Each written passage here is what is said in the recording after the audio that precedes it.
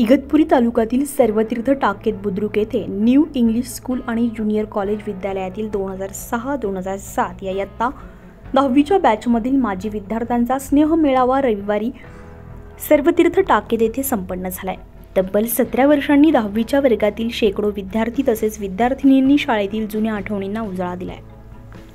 नाशिक जिल्ह्यातील इगतपुरी तालुक्यातील new English school आणि ज्युनियर कॉलेज विद्यालयातील 2006-07 या इयत्ता 10वीच्या बॅचमधील माजी विद्यार्थ्यांचा स्नेह मेळावा रविवारी सर्वतीर्थ टाकेत येथे मोठ्या उत्साहात संपन्न झालाय।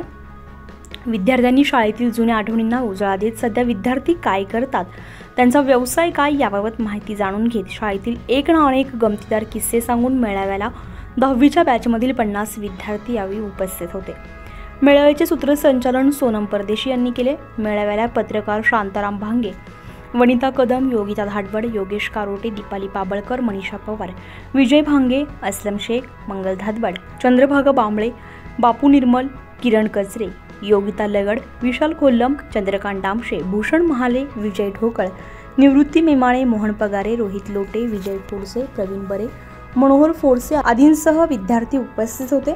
17 वर्षांनी एकत्र आलेल्या माजी विद्यार्थ्यांनी शाळेत शिक्षण घेतल्याची आठवण म्हणून 2025 मध्ये मोठ्या कार्यक्रमाचे नियोजन करून मोठ्या कार्यक्रमाचे नियोजन करण्याचा निर्णय घेतलाय। तसेच शाळेतील मधल्या सुट्टीत बोरं, गोळ्या, चिक्क्या या आठवणी अधिक अविस्मरणीय करण्यासाठी मधल्या सुट्टीत वडापाव, चण्यामण्या, बोरं, गोळ्या, चिक्क्या, चहा यांचा आस्वाद देखील सगळ्या विद्यार्थ्यांनी घेतला। सेल्फी पॉइंट बरोबरच शाळेतल्या आपल्या आवडत्या जागांवर मित्रांसोबत सेल्फी घेताना सगळ्यांच्याच अंगावर शहारे उमटत होते। त्याचप्रमाणे जुन्या आठवणींच्या प्रदर्शनाने सगळ्यांचेच डोळे पाणावत होते।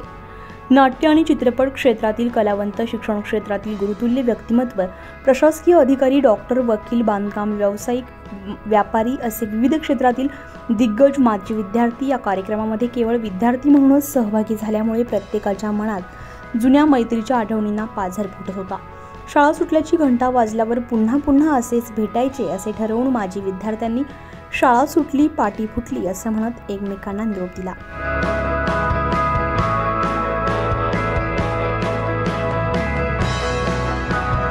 न्यूज G9 महाराष्ट्रासाठी रामेश्वर निलवड, भगूर।